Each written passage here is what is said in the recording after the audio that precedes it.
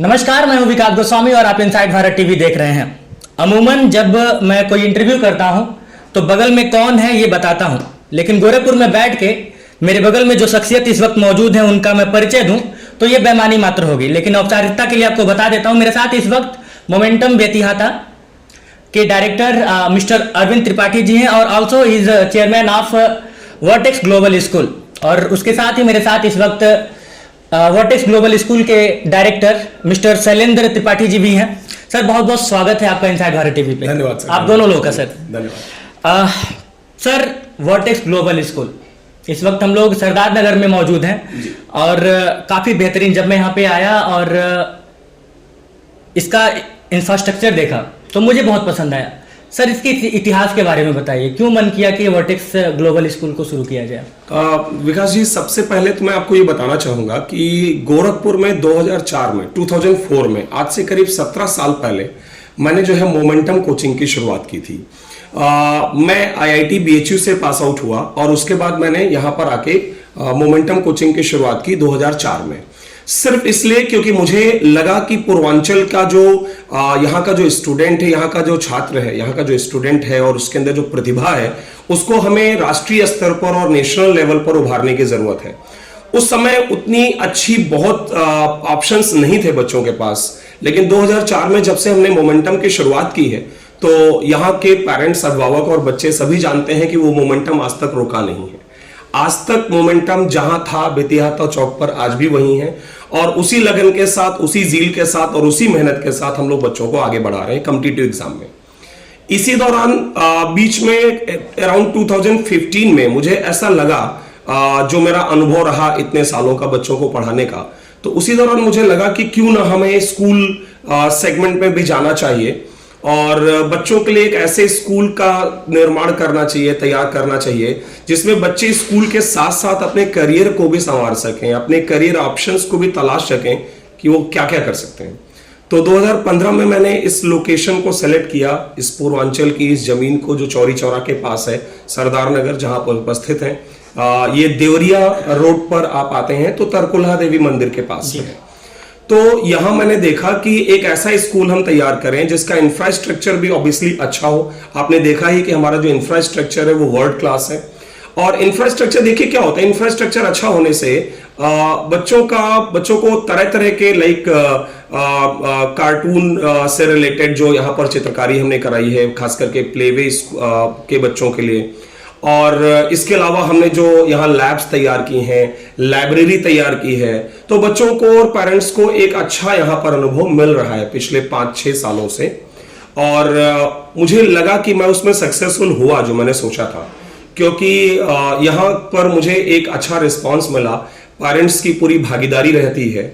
और देखिए, एक हमारा मोटो है, वर्टेक्स ग्लोबल स्कूल का हमारा एक मोटो है कि पेरेंट्स का और स्कूल का जो सिंक्रोनाइजेशन है वो बहुत अच्छा होना चाहिए। बच्चों की पढ़ाई में जब तक पेरेंट्स का इन्वॉल्वमेंट नहीं होगा तब तक उनको हम बहुत अच्छे लेवल पर नहीं ले जा पाएंगे। And that is the main motto of this Vertex Global School that we started in 2015 and we are preparing students not only for their school examinations, for their board examinations, simultaneously we are preparing them for the competitive exams also.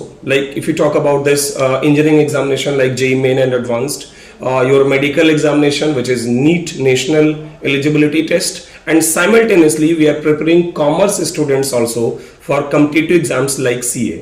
So that is the main motto of this Vertex Global School.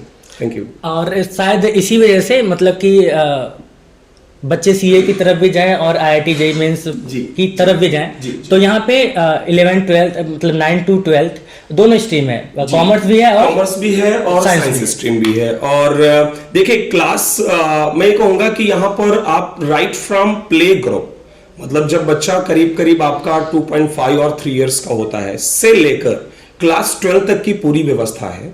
Play school हमारा जो है one of the best है, मैं कह सकता हूँ confidently कि play school हमारा वन ऑफ द बेस्ट है। बच्चों के लिए जिस तरह से हमने आर्ट एंड क्राफ्ट स्टूडियो बनाया है, म्यूजिक स्टूडियो बनाया है, बच्चों के लिए एक्टिविटी और कॉन्सेप्ट सेंटर हमने तैयार किया है, और साथ में उनके जो क्लासरूम्स को हमने डेकोरेट किया है, चाहे वो बॉल रूम हो, डॉल रूम हो, किचन से रिलेटेड चीजें हो, बहुत सारी चीजें जो छोटे बच्चों को हमें सिखानी होती हैं।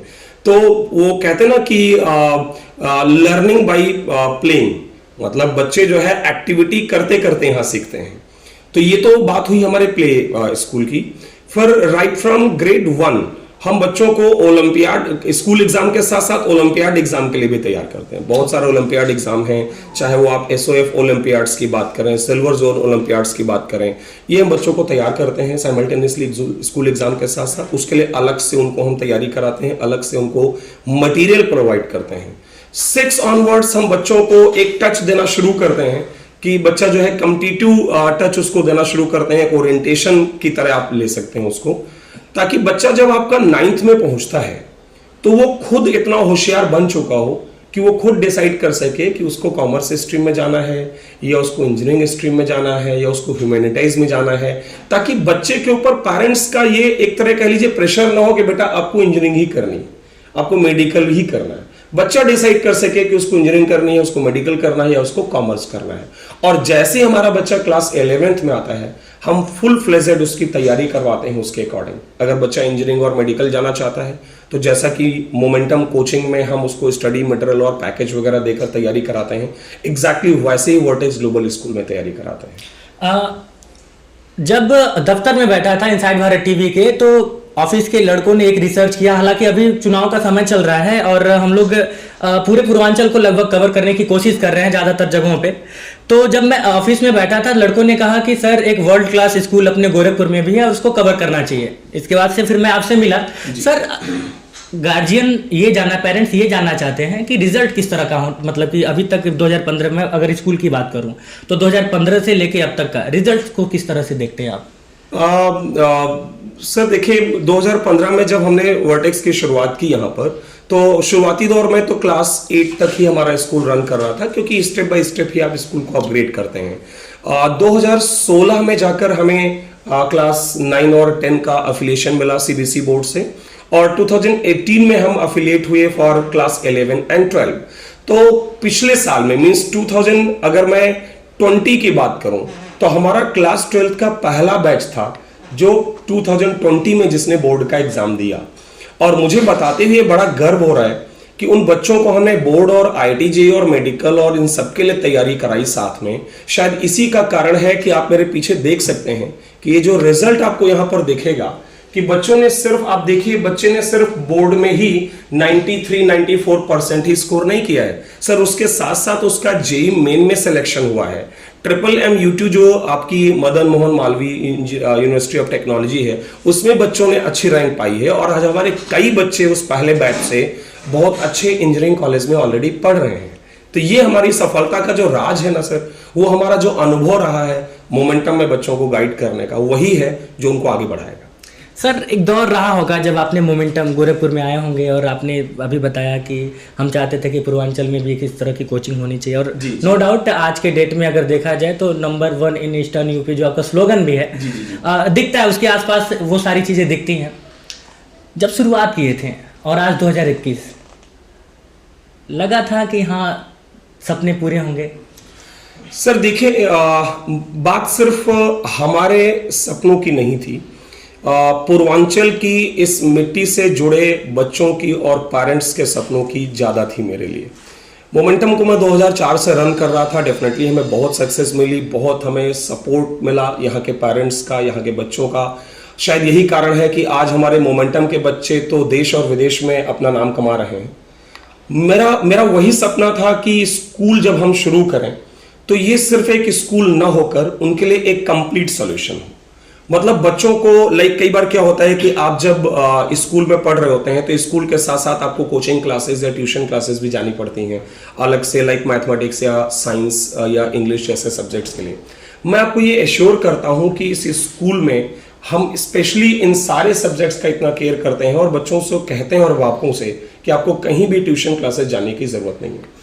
इवन हमारे स्कूल में डाउट सेशन का अरेंजमेंट होता है कि बच्चे को अगर कुछ समझ नहीं आता है, कहीं कुछ समस्या है, तो वो अलग से टीचर से मिलकर डाउट्स क्लियर कर सकता है।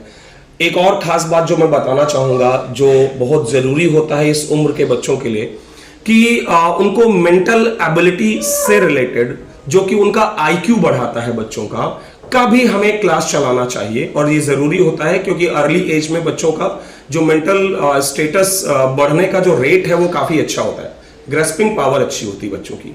सो यही कारण है कि हम सिर्फ जो है मैथमेटिक्स, साइंस, इंग्लिश या आपके जो और भी सब्जेक्ट्स हैं उनके साथ साथ बच्चों को मेंटल एबिलिटी से रिलेटेड भी असाइनमेंट्स देते हैं, उससे रिलेटेड भी क्लासेस चलाते हैं। इवन रोबोटिक्स का जो क्लासेस हैं वो हम यहाँ पर रन करते हैं, और छोटे बच्चों का आईक्यू बढ़ाने के लिए हम अबेकस की क्लासेस भी चलाते हैं। अबेकस क्लासेस में भी कई लोग जानते हो, कई लोग पहली बार नाम सुन रहे हो, लेकिन अबेकस एक अर्ली एज में बच्चों के आईक्यू लेवल को बढ़ाने का एक बहुत अच्छा तरीका है। तो उसके लिए हमने स्पेशली टीचर्स अपॉइंट कर रखे हैं जो बच्चों को अबेकस और रोबोटिक्स की क्लासेस देते हैं, जो देते रहे हैं। ऑब्वियसली कोरोना के समय में थोड़ा सा नो डाउट बच्चों की पढ़ाई सफर की है, लेकिन हमने पूरा प्रयास किया है कि उसको जितना अच्छी तरह से बच्चों को स्टैंडर्डाइज्ड वे में दिया जा सके वो दिया जा रहा है। मेरा अगला सवाल भी इसी से था कि कोरोना टाइम और ये काफी दिक्कत किया, लगभग हर फील्ड के लोगों को दिक्कत किया। जी जी। कितना मुश्किल रहा ये कोरोना पीरियड में सब कुछ हैंडल करना, कैसे हैंडल किया गया? सर देखिए, ये तो एक ग्लोबल पैंडेमिक था जिसका कि किसी ने भी अनुमान नहीं लगाया था। पिछले साल मार्च में जिस तरह से चीज़ें शुरू हुई और हमको लगा कि शुरुआत में लाइक कि ये हफ्ते भर में, 10 दिन में, 1 महीने में, 2 महीने में चीज़ें मैनेज हो जाएंगी, लेकिन जब ये लगा कि चीज़ें इस तरह से अभी इतनी जल्दी सही होने वाली नहीं है। और देखिए, मेरा ये मानना है कि शिक्षा एक ऐसी चीज़ है या एजुकेशन एक ऐसी चीज़ है जो सभी चीज़ों का सलूशन निकाल सकती है। तो इसलिए शिक्षा नहीं रुकनी चाहिए। कोरोना अपनी जगह है, उसका हमने पूरा प्रिकॉशन लिया। सरकार ने जो हमें गाइडलाइंस दी उसका पूरा हमने फॉलो किया। सरकार के हमेशा हम साथ में चले। बच्चों को स्कूल में आने के बजाय बोला गया कि आप घर पर रहें, लेकिन इन द मीन टाइम जो हमने किया, जो मुझे लगता है कि बहुत ही कम लोगों ने इस तरह से प्रयास किया होगा, हमने तुरंत अपना, हमारा देखिए स्कूल जो वर्टेक्स ग्लोबल स्कूल है वो टेक्नोलॉजिकली हमेशा बहुत आगे रहा है। मैंने हमेशा प्रयास किया है कि अगर किसी भी तरह से टेक्नोलॉजी का इस्तेमाल स्कूल की बेहतरी के लिए हो सके तो वो किया जाए।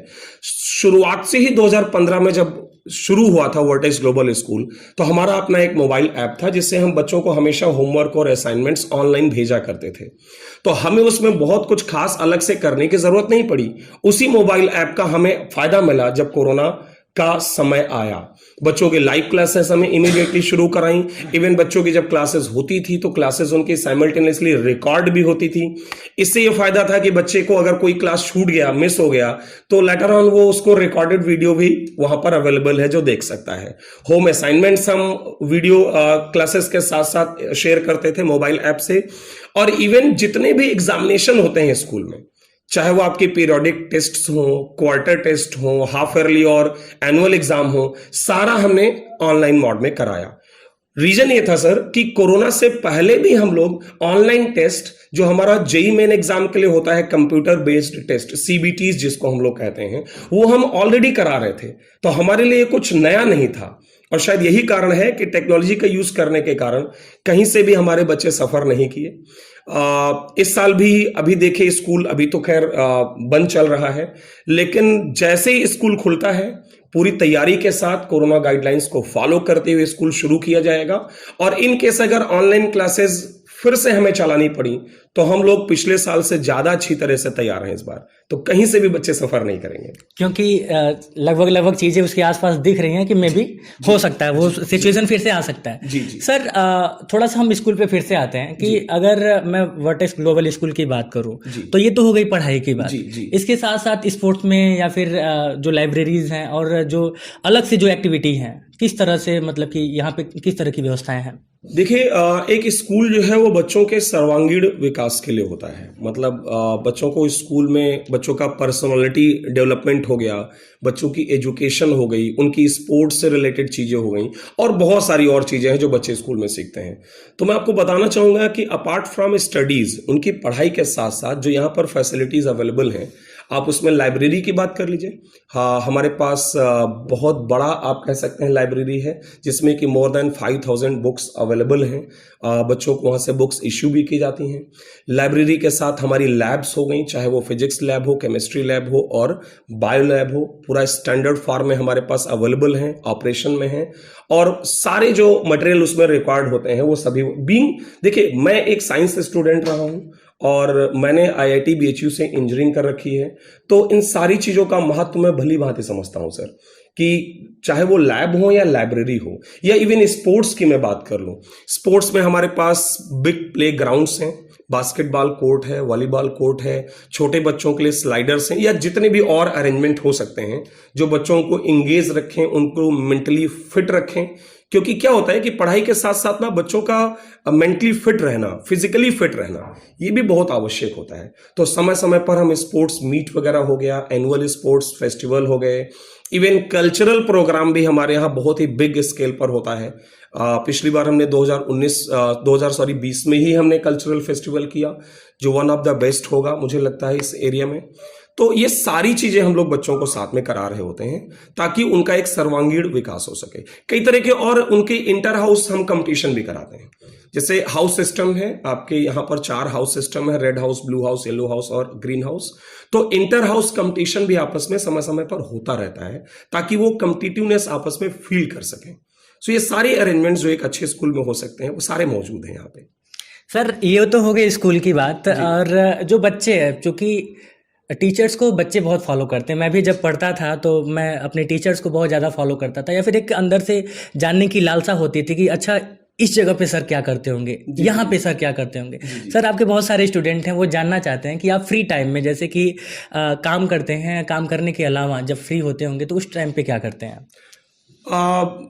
मैं एक छोटी सी लाइन पहले इसमें इसका जवाब देने से पहले जोड़ना चाहूंगा कि वर्टेक्स ग्लोबल स्कूल और या इवन आप मोमेंटम की बात कर लें जो बेतियाता चौक पे है, एक चीज का जो और हम बहुत केयर करते रहे हैं और कर रहे हैं वो ये है कि चूंकि मैं खुद भी एक टीचर हूं और अभी भी लगातार बच्चों को गाइड कर रहा हूं इंजीनियरिंग और मेडिकल एग्जाम के लिए, क्वालिटी से हम कभी भी कॉम्प्रोमाइज नहीं करते हैं।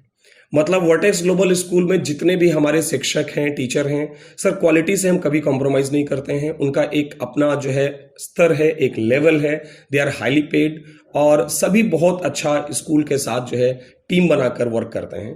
तो मैं एक बात जरूर यहाँ बोलना चाहूँगा कि एजुकेशन अच्छा देने के लिए बच्चों को ये जरूरी है कि जो एजुकेशन देने वाले हैं, मीन जो शिक्षक हैं, उनके साथ कभी भी कोई कॉम्प्रोमाइज ना किया जाए। रही बात आपके क्वेश्चन की कि फ्री टाइम में मैं क्या करता हूं, तो इसमें मैं जोड़ना चाहूंगा कि एक चीज जो मैं यूजुअली मतलब बच्चों के साथ जो इंटरेक्ट करना, ये मेरा आप चाहे पैशन कह लीजिए चाहे हॉबी कह लीजिए, कि बच्चों से बात करना, उनको मोटिवेट करना। मतलब अगर मेरे पास कोई भी बच्चा आता है और उसको लगता है कि वो कहीं पर लैग कर रहा है या उसका नंबर अच्छा नहीं आ रहा है, मार्क्स अच्छे नहीं आ रहे हैं, तो ये मेरा एक कह लीजिए कि पैशन है, उनको गाइड करना, उनको मोटिवेट करना। मतलब क्लासरूम में तो मैं पढ़ा ही रहा हूं, बट उसके साथ साथ बच्चों को अलग से मोटिवेट करना, ये बहुत जरूरी होता है बच्चों के लिए। तो एक तो ये है ही जो मैं हमेशा करना चाहता हूं और कर रहा हूं।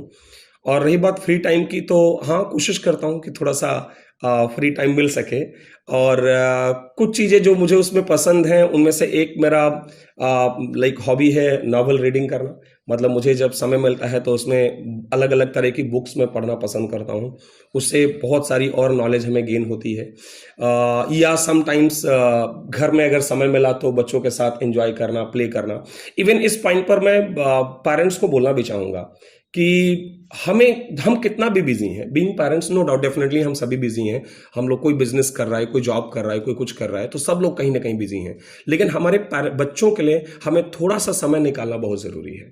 हमें अपने बच्चों के साथ फ्री टाइम में थोड़ा सा निकाल के उनके साथ फ्री टाइम में बैठना और फ्रीली बात करना, उनके साथ अगर समय मिले तो थोड़ा सा प्ले कर लेना, ये बच्चों को ना मेंटली बहुत रिफ्रेश करता है, रिजुवेनेट करता है। तो ये भी एक मेरा पार्ट ऑफ कह सकते हैं रूटीन रहता है जी। शैलेंद्र सर, एक सवाल आपसे है, स्कूल से ही रिलेटेड है। अब चूंकि एग्जाम्स का टाइम है, अभी इलेक्शन है, इलेक्शन के तुरंत बाद एग्जाम होंगे, बच्चों को कुछ संदेश देना चाहेंगे कि किस तरह से तैयारी करें? और कई बार सर ऐसा होता है कि एग्जाम साल भर तो ठीक है, जिस हिसाब से पढ़ाई हुई कई बच्चे एवरेज होते हैं, कुछ लोगों को पढ़ना पसंद होता है, कुछ लोगों को कम होता है। लेकिन जब एग्ज़ाम टाइम आता है तो नो डाउट एग्ज़ाम का प्रेशर होता है, तो उस प्रेशर को कैसे हैंडल किया जाए और किस तरह की से अभी किस तरह से तैयारी की जाए? सर मैं बच्चों से यही कहना चाहूँगा कि जैसे कि कोरोना गाइडलाइंस के तहत हमारे एग्जाम्स की जो डेट्स रहीं वो बढ़ गई और मई में चले गई, तो हमें बस इस बात का ध्यान रखना है कि मैक्सिमम स्कूलों में हमारा सिलेबस खत्म हो चुका है। हम स्कूलों ने छुट्टियां कर दें कि बच्चे जाके घर पे प्रिपरेशन करें। एक ह्यूमन टेंडेंसी होती है कि हमारे पास जब ज़्यादा समय होता है तो वहाँ पे हमें लगता है कि हम कर लेंगे, लेकिन उस समय में क्या होता है कि वो पीरियड हम किल कर देते हैं। तो हमें सबसे बस यही बात बोलना है कि आप उस समय को किल ना करें, और जब साल भर की जो पढ़ाई होती है आप उसकी स्टडी करते हैं तो आप उन लास्ट टाइम में जो आप ज्यादा अच्छा कवर कर पाते हैं उसमें कहीं आप लैग ना कर जाए, जिससे कि आपके रिजल्ट्स पे कोई ना कोई फर्क पड़े। दूसरी बात यह है कि आप स्कूल के टच में रहें, अपने टीचर्स के टच में रहें, जिससे कि आपके कोई डाउट्स हैं तो आप स्कूल पे जाकर डिस्कशन कर सकते हैं। जैसे कि मैं अगर आप वर्टेक्स ग्लोबल स्कूल की बात करूं तो हम लोग यहाँ पर रिवीजन क्लासेस अभी भी चला रहे हैं, और सारे बच्चों को फ्रीनेस है कि अपने टीचर्स के साथ डिस्कस करके वो डाउट्स क्लासेस में आ सकते हैं। हमने सब्जेक्ट वाइज डाउट क्लासेस बना के रखे हैं, उसमें हमने कोऑर्डिनेटर्स बना के रखे हैं कि अगर आपको किसी भी प्रकार का कोई डाउट्स है तो अपने कोऑर्डिनेटर से बात करें, उनसे समय लें और आप आके बात कर सकते हैं। यहां तक हम लोगों ने प्लान किया है कि अगर किसी बच्चे या किसी ग्रुप को लगता है कि किसी चैप्टर को हमें रिवाइज्ड करना है तो हम उसके लिए प्रॉपर क्लास अरेंज करते हैं। बच्चे आते हैं, क्लासेस करते हैं, अपने डाउट्स क्लियर करते हैं।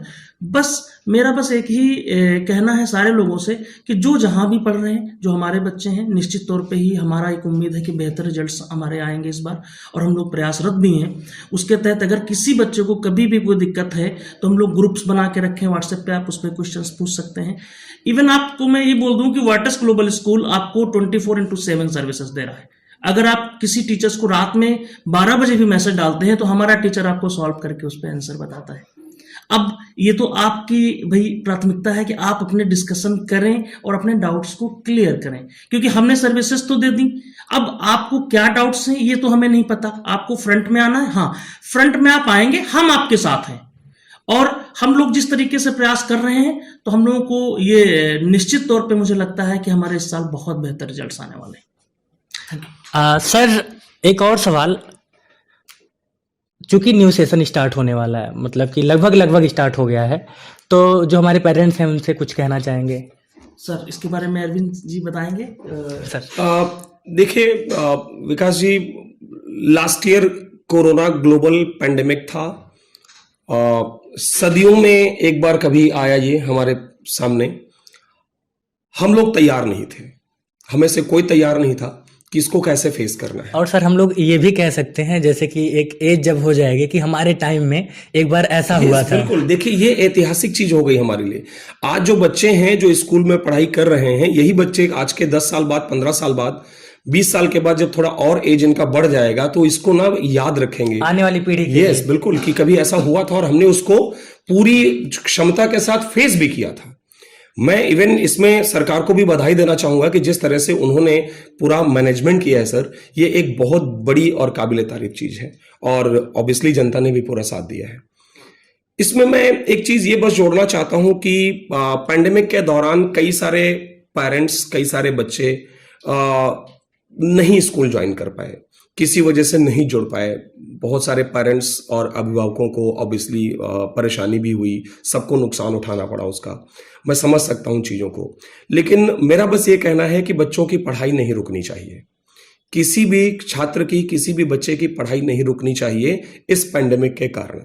तो अभिभावकों से मेरा यही कहना है कि किसी भी प्रकार की आपकी समस्या है और आपको लगता है कि आप स्कूल से इस पर आप बात करना चाहते हैं, इन समस्या को आप शेयर करना चाहते हैं, आप शेयर करें, लेकिन अपने बच्चों को स्कूल से जरूर अटैच्ड रखें। अगर लाइव क्लासेस चल रही हैं तो लाइव क्लासेस कराएं, ऑफलाइन क्लासेस जब भी शुरू होंगी तो ऑफलाइन क्लासेस भेजें, लेकिन किसी भी प्रकार से बच्चों की पढ़ाई को ना रोका जाए। और वर्टेक्स ग्लोबल स्कूल इस पैंडेमिक में पूरी तरह से अभिभावकों के साथ है।